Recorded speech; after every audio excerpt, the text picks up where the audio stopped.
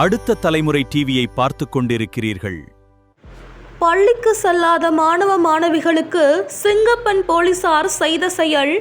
வீடு புகுந்து அழைத்து பள்ளிக்கு சேர்த்தும் சிங்கப்பெண்ணின் காவல்துறையினரின் சிறப்பு செயல் அனைவரையும் பாராட்டத்தக்க உள்ளது.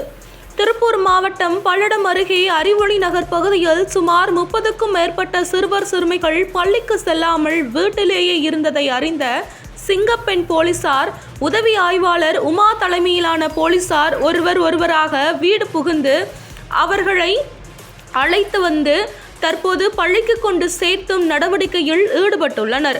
குழந்தைகள் நல குழுமம் அலுவலர்களுக்கும் நேரில் வந்து தற்போது பள்ளிகளுக்கு கொண்டு சேர்த்து வருகின்றனர். இந்த செயலை தொடர்ந்து இவர்களை அனைவரும் பாராட்டி வருகின்றனர்.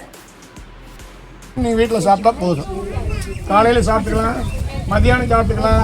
யூனிஃபார்ம் கொடுக்குறாங்க, தெரியுதா? ஜாமெட்ரி பாக்ஸு, கிரையான்ஸு, பேனா, பென்சிலு, பேக்கு, ஒரு பள்ளிக்கூட நோட்டு, புத்தகம், என்ன வேணுமோ அத்தனையும் உங்களுக்கு கொடுக்குறாங்க. இதை விட உங்களுக்கு வேறு என்ன வேணும் சொல்லு? வேறு ஏதாவது வேணும்